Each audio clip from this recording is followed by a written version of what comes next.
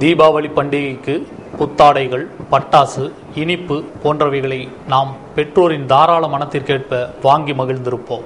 ஆனால் வெடிச்சத்தத்தினை மட்டுமே கேட்டு தனிமை வேதனையை சுமக்கும் இந்த பிஞ்சுகளின் மனம் படும் பாடு நமக்கு தெரியுமா? ஆதரவற்ற இவர்களை அரவணைக்கும் ஈரமனம் எங்களுக்கும் உண்டு என கைகோர்த்திருக்கும் நல்லுள்ளங்கள் குறித்த ஓர் செய்தி தொகுப்பு.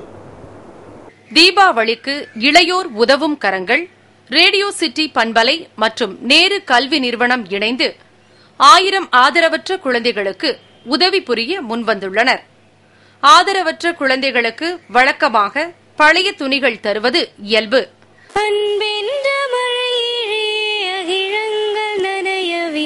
அதிரூபன் தோன்றினானே, வைக்கோலின் மேல் ஒரு வைரமாய் வைரமாய் வந்தவன் மின்னினானே.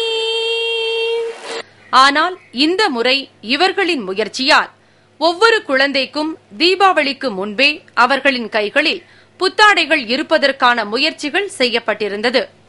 இந்த செயலுக்கு ஆணிவேராக ரேடியோ சிட்டி பண்பலை நேயர்களும் துணியக நிறுவனங்களும் நல்ல மனம் படைத்தவர்களும் உறுதுணையாக இருந்துள்ளனர். பல்வேறு ஆதரவற்ற இல்லங்களில் இருந்து அக்குழந்தைகளின் பட்டியல் பெறப்பட்டு அவர்களின் வயது, கல்வி, பெயர், ஆடை அளவு இவை அனைத்தும் பட்டியல் இடப்பட்டது. திருமலையம்பாளையத்தில் உள்ள நேரு கல்வி நிறுவனத்தில் நிகழ்ச்சியை மாநகர மேயர் வெங்கடாச்சலம் தொடங்கி வைத்தார். 1500க்கும் மேற்பட்ட குழந்தைகள் இந்த நிகழ்ச்சியில் கலந்து கொண்டு தங்களின் தனித்திறமைகளை வெளிப்படுத்தினார்கள். இந்த நிகழ்ச்சியில் ரேடியோ சிட்டி பண்பலை நேயர்களும் அவர்கள் வாங்கிய ஆடைகளை நேரடியாக குழந்தைகளுக்கு கொடுத்து மகிழ்ந்தனர். இந்நிகழ்ச்சியின் இறுதியில் குழந்தைகள் தங்கள் கரங்களால் 1000 தீபங்களை ஏற்றி வைத்து மனம் நெகிழ்ந்தனர்.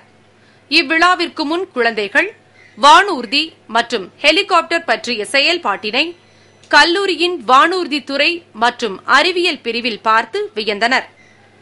உறவுக்கும் உரிமைக்கும் பாலம் ஏற்படுத்தி இவ்வுலகில் பிறந்த யாரும் ஆதரவற்றவர்கள் இல்லை என அனைவருக்கும் உணர்த்தி அன்பும் உண்டு, அரவணைக்கும் தெம்பும் உண்டு என வெளிப்படுத்துவதாக இந்நிகழ்ச்சி அமைந்திருந்தது.